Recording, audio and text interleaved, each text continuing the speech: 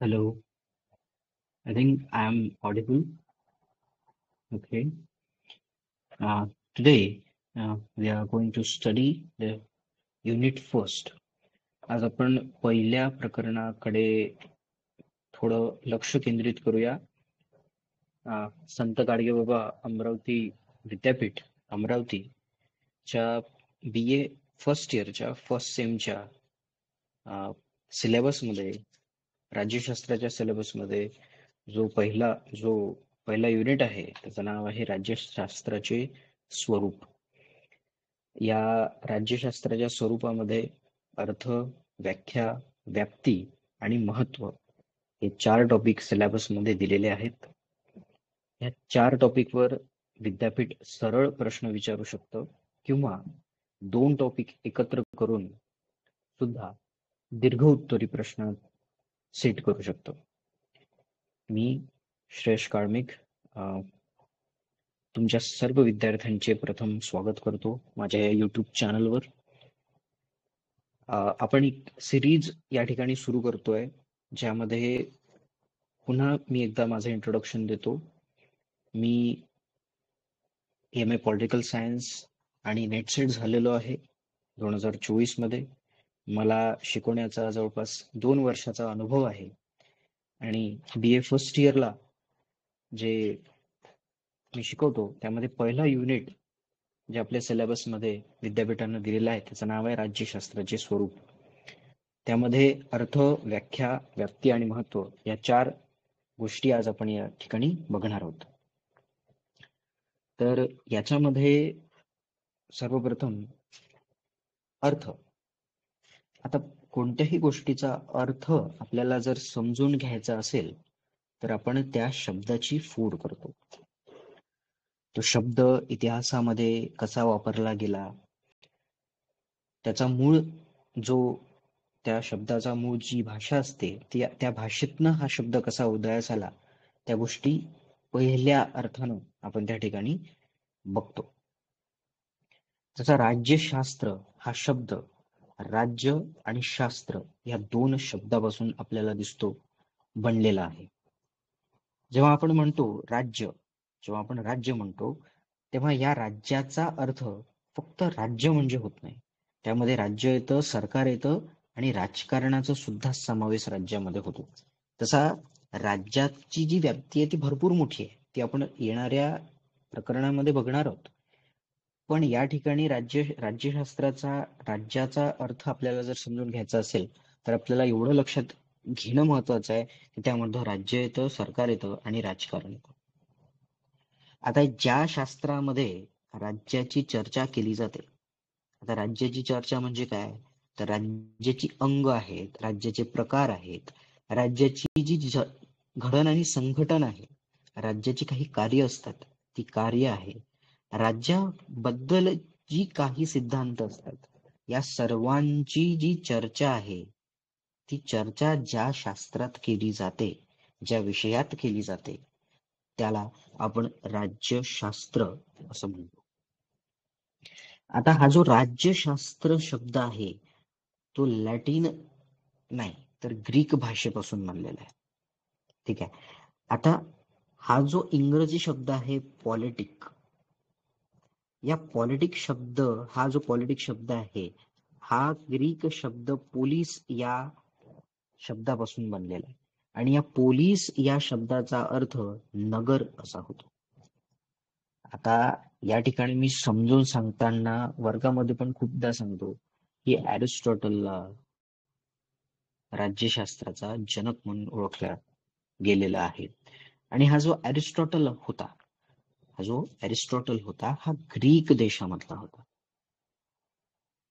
आता हा जो देश होता ग्रीक, यामध्ये छोटे छोटे नगर होते, छोटे छोटे शहर होते. पण या शहरांमध्ये त्यांची प्रत्येकांची व्यवस्था होती, शासन व्यवस्था होती, राजकारणाची व्यवस्था होती. म्हणून अशा शहरांना, ज्यांना स्वतंत्र राज्य होतं, त्यांना शहर राज्य म्हणून संबोधला गेलेला आहे.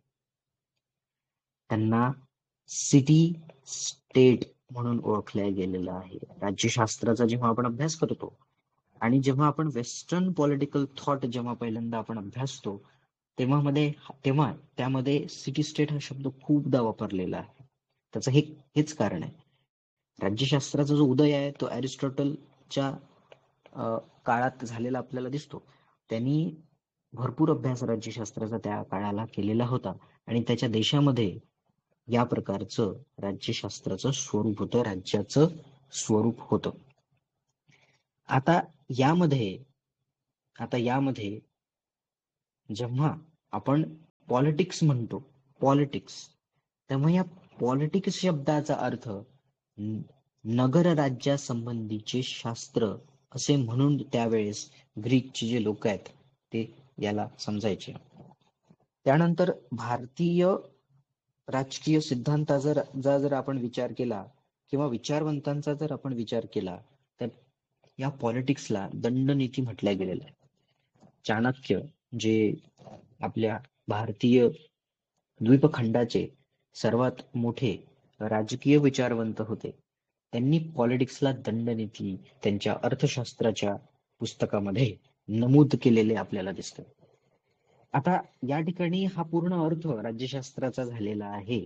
तर विद्यार्थ्यांना या ठिकाणी राज्यशास्त्राचा अर्थ समजला असेल अशी मी आशा बाळगतो. यानंतर दुसरा जो टॉपिक आहे आपला तो आहे राज्यशास्त्राची व्याख्या.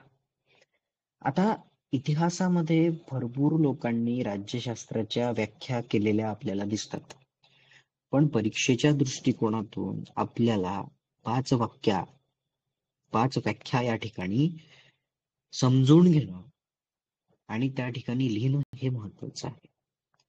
त्यामुळे पहिली जी व्याख्या राज्यशास्त्राची आपण या ठिकाणी कन्सिडर करतोय ती आहे ग्रेरिसने दिलेली. आता हा ग्रेरिस कोण होता, हा गार्नर कोण होता, पेनॉक आणि स्मिथ कोण होता?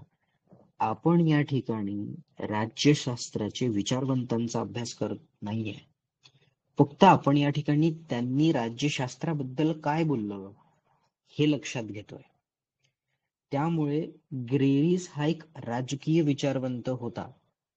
त्यांनी असे म्हटले होते की राज्याची शक्ती, राज्याचे संबंध, राज्याची उत्पत्ती, राज्याचे स्वरूप, राज्याचे उद्देश, राज्याचे नैतिक महत्व, राज्याचे अस्तित्व आणि राज्याची आर्थिक परिस्थिती, या सर्व गोष्टींचा अभ्यास ज्या ठिकाणी आपण करतो त्याला त्यानं राज्यशास्त्र म्हटलं.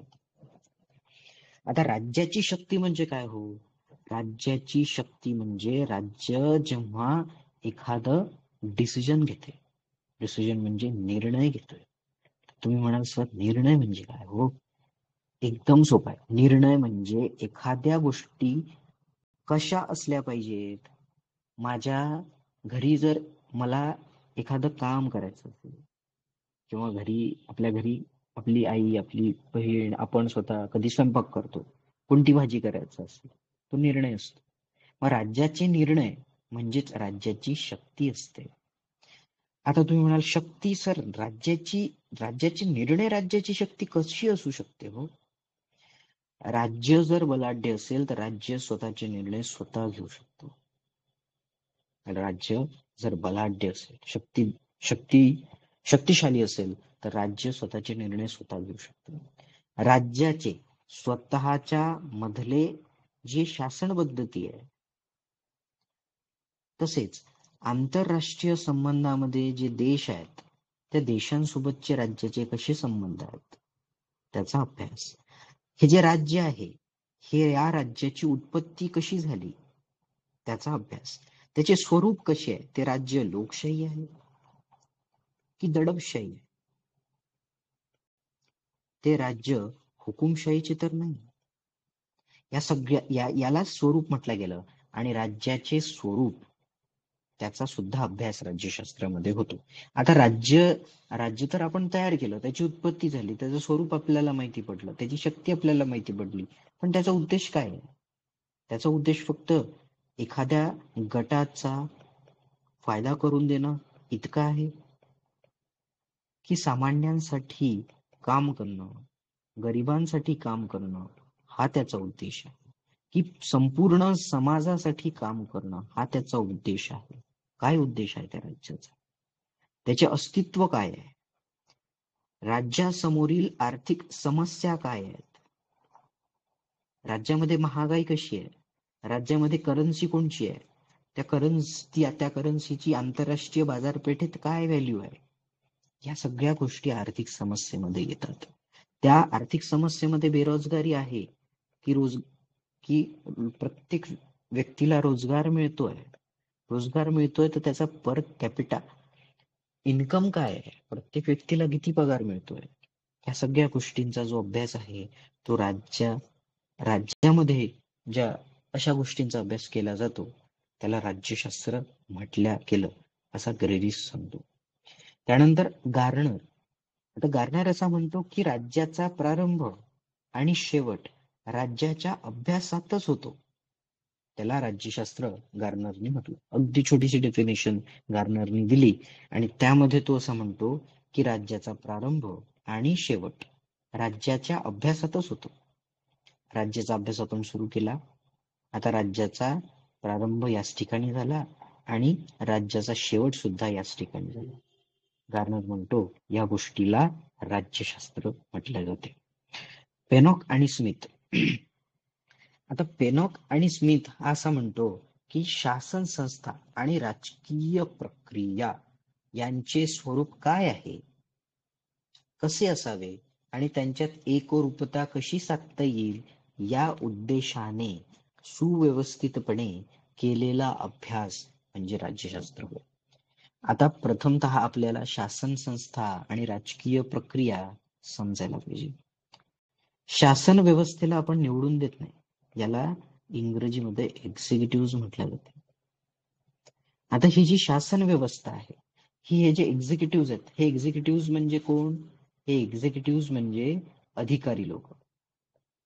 हे एक्झिक्युटिव्ह म्हणजे कोण? अधिकारी लोक. शासन व्यवस्था जे आपल्यावर शासन करतात.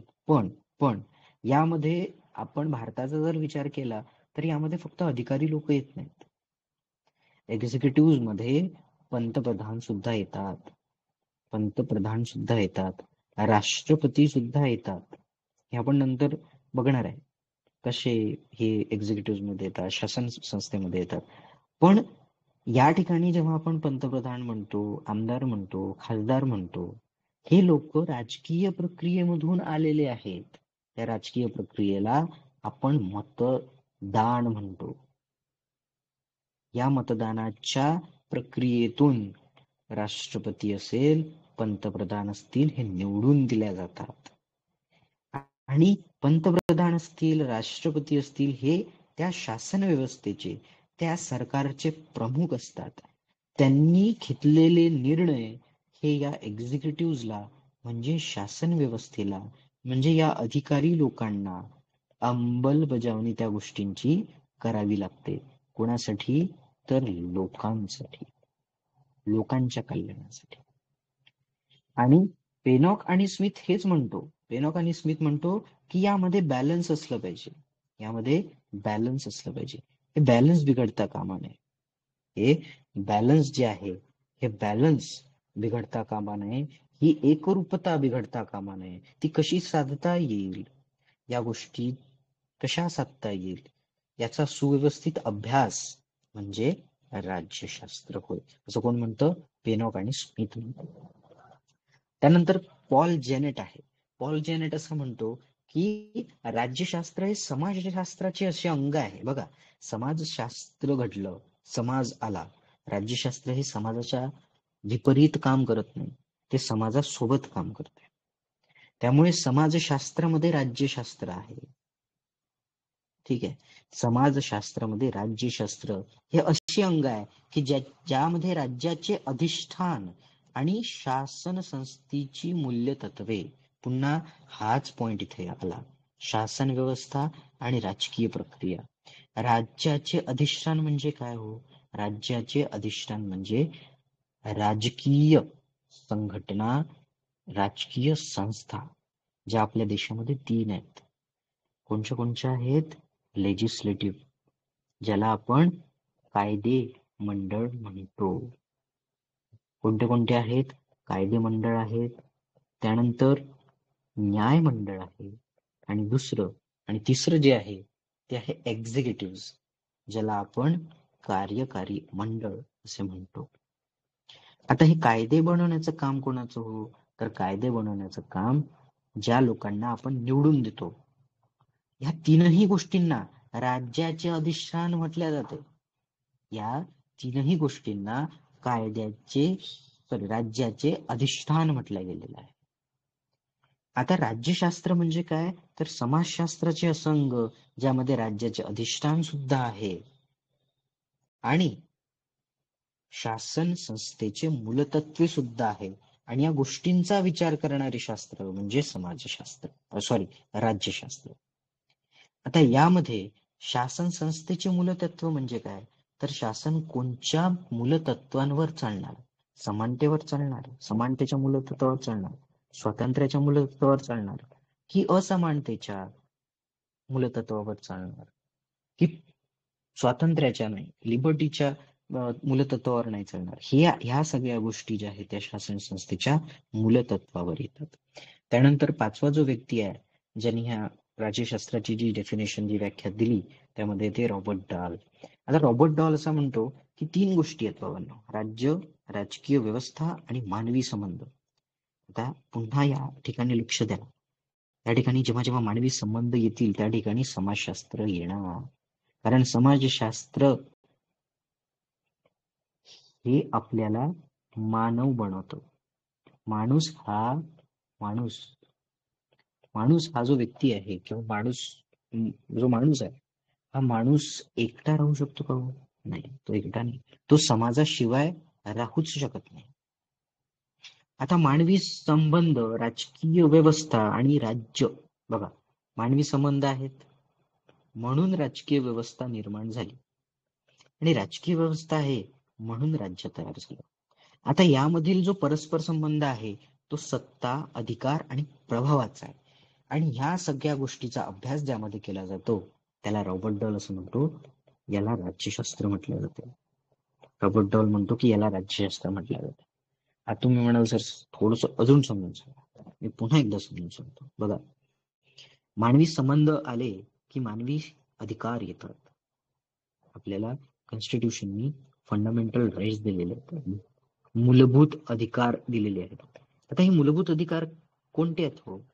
तर मला समानतेचा अधिकार दिलेला आहे, मला स्वातंत्र्याचा अधिकार दिलेला आहे, बोलण्याचं स्वातंत्र्य, राईट टू लाईफ, मला जगण्याचं स्वातंत्र्य दिलेलं आहे. आता हे जे अधिकार आहे, मला मतदानाचा सुद्धा अधिकार आहे. आता हा जो मतदानाचा अधिकार आहे, त्या मतदानाच्या अधिकारामुळे मी राजकीय व्यवस्था तयार करतो. मी आमदारांना, खासदारांना प्रत्यक्ष निवडून देतो, आणि हे आमदार, खासदार काय करतात? आमच्यावर राज्य करतात. कसे राज्य करतात? कायद्याच्या स्वरूपात. कायदे बनवून, कायदे प्रक्रियेतून आपल्यावर राज्य करतात. आता या ठिकाणी जेव्हा आपण मतदान करून राजकीय व्यवस्था बनवतो त्याला सत्ता असं म्हणतात. आणि सत्ता जेव्हा स्थापन होते आणि किंवा राज्य जेव्हा स्थापन होते, तर हे राज्य मानव संबंधांवर किंवा मानवावर करतात, प्रभाव टाकतात. म्हणूनच या सगळ्या गोष्टीला रॉबर्ट डॉल म्हणतो, या सगळ्या गोष्टींचा विचार किंवा अभ्यास ज्या शास्त्रात केला जातो त्याला रॉबर्ट डॉल म्हणतो राज्यशास्त्र. चला, आता तिसरा जो टॉपिक आपल्याला सिलेबस मध्ये दिलेला आहे तो राज्यशास्त्राची व्याप्ती. आता जेव्हा आपण राज्यशास्त्र म्हणजे काय त्याचा अर्थ बघितला, त्याच्या डेफिनेशन बघितल्या, त्याच्या व्याख्या बघितल्या, त्याच्यामध्ये पुन्हा पुन्हा एक शब्द येतोय, राज्य राज्य राज्य राज्य राज्य, बरोबर. पण फक्त राज्यच राज्यशास्त्रामध्ये येत नाही, त्यामागचं स्वरूप सुद्धा येतं, राजकीय सिद्धांत येतात, तुलनात्मक राजकारण येतं, आंतरराष्ट्रीय संबंध येतात. आता ते कसे ते एक एक आपण बघूया. पहिला आहे राज्यशास्त्राच्या व्याप्तीमध्ये राजकीय सिद्धांत. राजकीय सिद्धांत म्हणजे काय?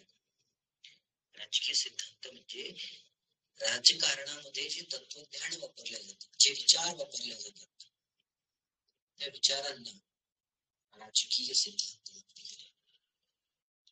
या राजकीय सिद्धांतांना, या सिद्धांतांमध्ये काही कल्पना असतात, काही विचारधारा असतात, काही तत्वज्ञान असतात. त्याचप्रमाणे हे राजकीय सिद्धांत कुठच्या एका ग्रंथातून घेतलेले नाही, कोणत्या ग्रंथातून घेतलेले नाही, तर हे सिद्धांतकारांनी, विचारवंतांनी त्या त्या काळामध्ये मांडलेले आहे. प्लेटोनी राज्याबद्दल काहीतरी बोललं असेल, त्याचा प्लेटोचा सिद्धांत आहे. अरिस्टॉटलचे सिद्धांत आहेत, मॅकियावेलीचे सिद्धांत आहे, हॉब्सचे सिद्धांत आहे. यामध्ये उदाहरण द्यायचं असलं तर समजा न्याय आहे, आपण पुढे बघणार आहे न्याय म्हणजे काय, स्वतंत्र म्हणजे काय, समानता म्हणजे काय, लोकशाहीचा आपला माझा व्हिडिओ अपलोड झालेला आहे, राज्याची भूमिका काय असते, लोककल्याणकारी राज्य, हे पण आपण करणार आहे. तर ही जी मूल्य आहेत, हे जे तत्वज्ञान आहे, न्याय, स्वतंत्र, हे विचार आहेत. माझ्यासाठी न्याय म्हणजे काय, स्वतंत्र म्हणजे काय, समानता म्हणजे माझ्यासाठी काय, तर अरिस्टॉटल हेच सांगणार, प्लेटो हेच सांगणार, मॅकियावेली हेच सांगणार. त्यांच्यासाठी न्याय काय, त्यांच्यासाठी स्वतंत्र म्हणजे काय, त्यांच्यासाठी समानता म्हणजे काय, त्यांच्यासाठी लोकशाही म्हणजे काय. प्रत्येक विचारवंतांनी न्यायाबद्दल, स्वातंत्र्याबद्दल, समानतेबद्दल, लोकशाहीबद्दल आणि राज्याबद्दल स्वतःची भूमिका मांडली, स्वतःच्या कल्पना मांडल्या, स्वतःचे विचार मांडले, स्वतःचे तत्वज्ञान मांडले, आणि या गोष्टींना आपण राजकीय सिद्धांत म्हणतो.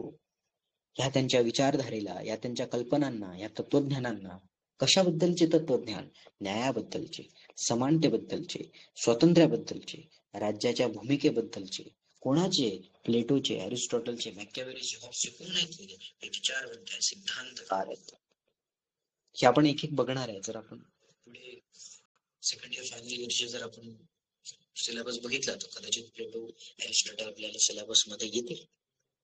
आता राज्यशास्त्राच्या व्यक्तीमध्ये राजकीय सिद्धांताचा अभ्यास, राज्यशास्त्राची ती व्यक्ती आहे. दुसरी आहे तुलनात्मक राजकारणाची.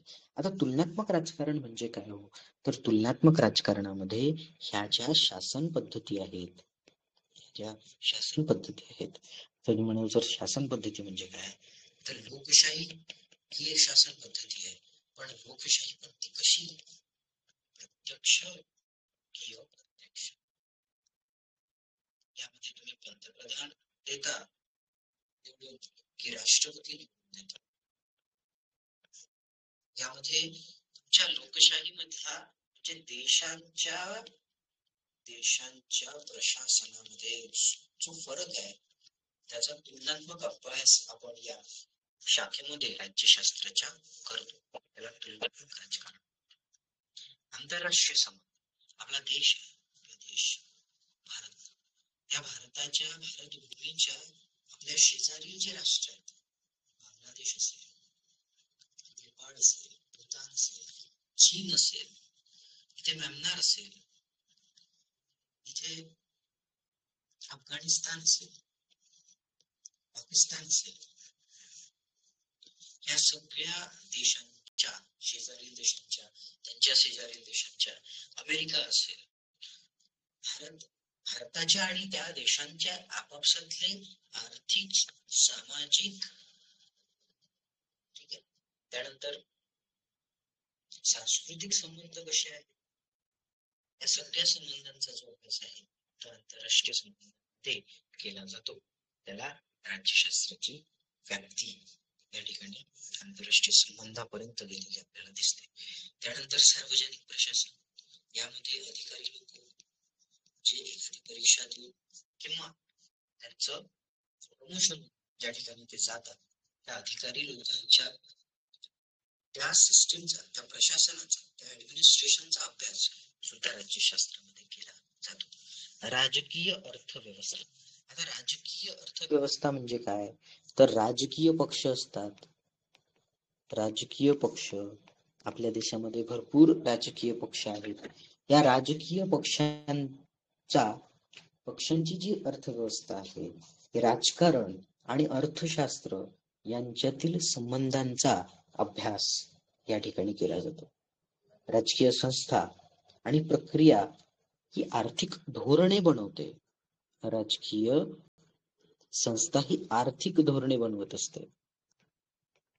जसा भारताचा या ठिकाणी आज जर आपण बघितलं तर 2047 पर्यंत आपल्याला काय बनायचं आहे, महासत्ता बनायचं आहे, त्याची सुपर पॉवर बनायचं आहे. त्यासाठी काय लागणार, आपल्याला पॉलिसीज बनवावे लागणार, आपल्याला या ठिकाणी इकॉनॉमिक पॉलिसीज बनवावं लागणार, पॉलिटिकल पॉलिसीज बनवावं लागणार, सोशो इकॉनॉमिक पॉलिसी बनवाव्या लागणार.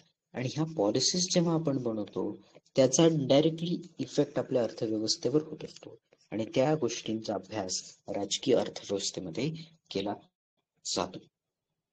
आता राजकीय समाजशास्त्र या ठिकाणी आपण जेव्हा बघतो तेव्हा या ठिकाणी राजकीय वर्तन संस्थांच्या सामाजिक पायांवर केंद्रित असतात. या ठिकाणी समाजशास्त्र जेव्हा आपण म्हणतो त्यावेळेस या ठिकाणी वर्ग येतात, वंश येते, लिंग येते, धर्म येते आणि विचारधारा येते. आणि ह्या सर्व गोष्टींचा या समाजशास्त्राचा आणि राजकारणाचा काही संबंध असेल, नक्कीच असेल. तर या गोष्टींचा जेव्हा आपण विचार करतो, या गोष्टींचा आणि राजकारणाचा जेव्हा आपण संबंध साधण्याचा प्रयत्न करतो किंवा त्याचा अभ्यास करतो, त्या विषयाचा अभ्यास सुद्धा राज्यशास्त्रात केला जातो. आता सार्वजनिक धोरण, ह्या सार्वजनिक धोरणामध्ये ज्या पॉलिसीज असतात गव्हर्नमेंटच्या, ज्या सरकारच्या पॉलिसी असतात, त्या सरकारच्या पॉलिसीज जे डिसिजन आहे, त्यांचं जे मूल्यांकन आहे, त्यांचं जे क्रिटिसिझम आहे, त्यांचं जे विश्लेषण आहे, या सगळ्या गोष्टींचा अभ्यास सार्वजनिक धोरणामध्ये राज्यशास्त्रामध्ये केला जातो. अशा प्रकारे राज्यशास्त्राची अशी प्रतिखंड व्यक्ती या ठिकाणी आपल्याला दिसते. त्यानंतर शेवटचा जो टॉपिक आहे तो आहे राज्यशास्त्राचे महत्व. आता राज्यशास्त्राचे महत्व जेव्हा आपण विचारात घेतो तेव्हा त्यामध्ये राज्यशास्त्र ही अनेक कारणांसाठी एक आवश्यक शाखा म्हटल्या गेलेली आहे. प्रथम, सरकार कसे कार्य करते, सरकार कसे निर्णय घेते किंवा सरकारने कशी कार्य केली पाहिजेत, कसे निर्णय घेतले पाहिजेत, या सर्वांचा अभ्यास राज्यशास्त्रामध्ये सखोल केला जातो, त्याची समज आपल्याला मिळते. त्यानंतर प्रशासन असेल, ठीक आहे, यांची जी गुंतागुंत आहे, प्रशासन, राजकीय संस्था यांची जी गुंतागुंत आहे, ही गुंतागुंत लक्षात घेण्याकरता राज्यशास्त्राचा अभ्यास केला जातो. आता या ठिकाणी राज्यशास्त्र फक्त अभ्यास करण्यासाठी, माहिती करण्यासाठी नाही, तर एक चांगला नागरिक बनण्यासाठी सुद्धा महत्वाचा आहे. राज्यशास्त्र माहितीपूर्ण आणि सक्रिय नागरिकाला प्रोत्साहन देते. लोकशाही बघा, लोकशाहीत नागरिकच राजा असतो, जनता ही नागरिक असते. नागरिकांना मतदान करून, राजकीय पक्ष सामील होऊन किंवा सार्वजनिक वादविवादात सहभागी होऊन राजकीय प्रक्रियेत सामील होता येण्याकरता त्यांचे अधिकार काय आहेत ही माहिती करून घेण्याकरता, त्यांचे हक्क, त्यांच्या जबाबदाऱ्या काय आहेत हे माहिती करून घेण्याकरता राज्यशास्त्राचा अभ्यास या ठिकाणी केला जातो. नागरिकांचा जर सहभागच नसला तर राजकीय पक्षच काम करू शकत. नागरिकांचा जर सहभागच नसला तर लोकशाहीच काम करू शकणार नाही. लोकशाही काम करण्याकरता नागरिकांनी लोकशाही प्रक्रियेमध्ये सहभाग घेणं खूप महत्वाचं आहे. त्यानंतर तिसरं म्हणजे राज्यशास्त्र सामाजिक आणि राजकीय आव्हानांना किंवा आव्हानांचे विश्लेषण करण्यास आणि त्यांचा सामना करण्यास मदत करते. आता राजकीय आणि सामाजिक विश्लेषण म्हणजे काय? समजा एखादी गोष्ट माझ्या देशामध्ये घडत आहे, जसं आपण इथे नेपाळमध्ये बघितलं, नेपाळमध्ये जेनझी नावाच्या या जनरेशनच्या यंग मुलांनी प्रोटेस्ट केले आणि ते प्रोटेस्ट इतके भयानक होते, की त्यांच्या प्रशासनामध्ये त्याची पार्लमेंट जाणून टाकली या चेंजेसनी. त्यानंतर त्यांनी जे पंतप्रधान होते, जे मंत्रिमंडळ होते, त्यांना हाकून मारलं. का मारलं ही वेळ कधीही भारतावर येणार नाही. ही वेळ कधी भारतावर येणार नाही का येणार नाही? कारण नागरिक हे सक्रिय सहभाग असतो नागरिकांना जर समजलं की माझ्या आजूबाजूला काय होतंय, माझ्या गाडीमध्ये आज पेट्रोल सोबत काय टाकलं जात आहे, इथेनॉल टाकलं जात आहे. आता मी पुन्हा बोलतो, या ठिकाणी आपण करंट अफेअर पुन्हा एकदा असं थोडं रिवाइज करूया, म्हणजे अजून मजा येऊ शकतात. बघा, पेट्रोल आणि इथेनॉल 10%, 15%, 20%. आता हे 20% याचं इकॉनॉमिक्स काय आहे ते पुन्हा आपण बघतो. याचं अर्थशास्त्र काय, मला समजून सांगायचं की याचं अर्थशास्त्र काय आहे. मी कशाचा अभ्यास करणार? राज्यशास्त्राचा. का राज्यशास्त्राचा अभ्यास करणार?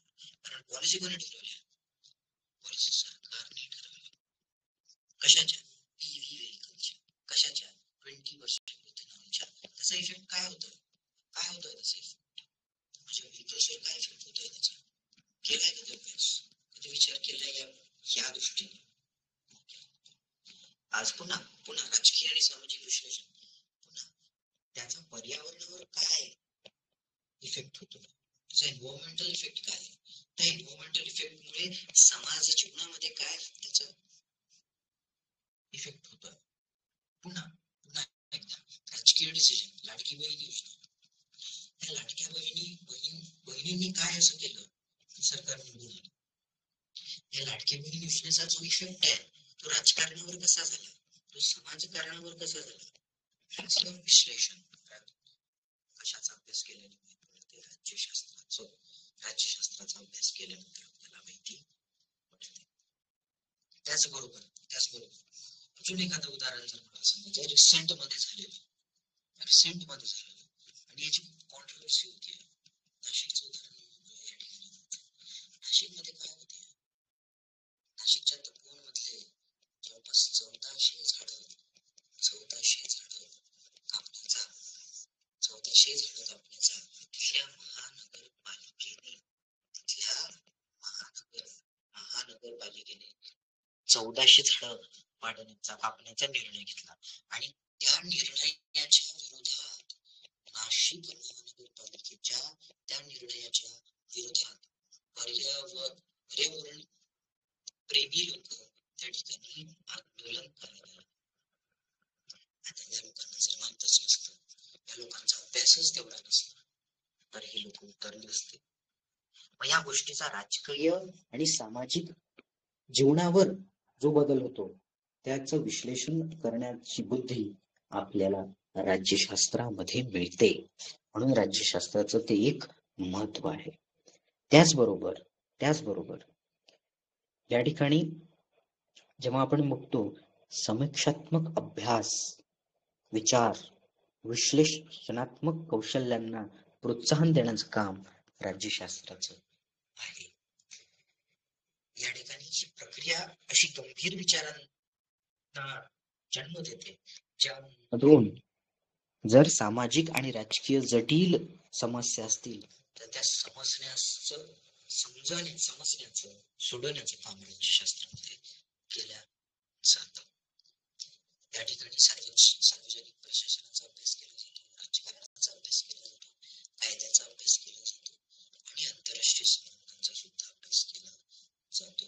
आंतरराष्ट्रीय संबंधांमध्ये जे सुरू असेल त्यामध्ये सांगितलं होतं की यूएसचे टॅरिफ्स आपल्यावर लागू झाले होते आणि त्याच्या विरोधात आपण कोणची पावलं उचलली, भारताचा स्टान्स कसा होता, भारताने कोणची भूमिका घेतली.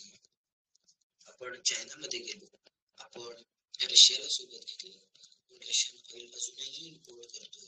या सगळ्या गोष्टी ज्या आहेत, सगळ्या गोष्टी आंतरराष्ट्रीय संबंधामध्ये येतात. एका टॉपिकवर जर व्हिडिओ जवळपास 1 ते 1.5-2 तासाचा होईल. असे हे छोटे जे टॉपिक्स आहेत कव्हर करत राहूया. खूप खूप धन्यवाद. आज आपण या ठिकाणी पहिला जो आपला प्रकरण होतं, जे राज्यशास्त्राचा अर्थ आपण बघितला, त्यामध्ये पॉलिटिक, पोलीस म्हणजे नगर, शहर, राज्य, सिटी स्टेट आपण या ठिकाणी बघितलं, दंडनीती बघितलं. राज्यशास्त्राच्या आपण 5 व्याख्या अगदी सोप्या शब्दामध्ये आणि अगदी सिस्टमॅटिकली बघण्याचा प्रयत्न केला. ग्रेव्हिस असेल, गार्नर असेल, पेनॉक स्मिथ असेल, पॉल जेनेट असेल, रॉबर्ट डाल असेल, प्रत्येकाचे विचार या ठिकाणी आपण बघितले. त्यानंतर राज्यशास्त्राची व्याप्ती या ठिकाणी बघितली, ज्यामध्ये आपण राजकीय सिद्धांत बघितले, तुलनात्मक राजकारण बघितलं, ज्यामध्ये देशांच्या शासन व्यवस्थेचा आपण तुलनात्मक अभ्यास करतो, तुलना करतो. त्या ठिकाणी त्यानंतर आपण आंतरराष्ट्रीय संबंधांचा अभ्यास करतो, सार्वजनिक प्रशासन, राजकीय अर्थव्यवस्था, राजकीय समाजशास्त्र आणि सार्वजनिक धोरण या सगळ्यांची ही जी राज्यशास्त्राची व्याप्ती आहे ती आपण बघितली. त्यानंतर राज्यशास्त्राचे महत्व आपण या ठिकाणी अधोरेखित केलं.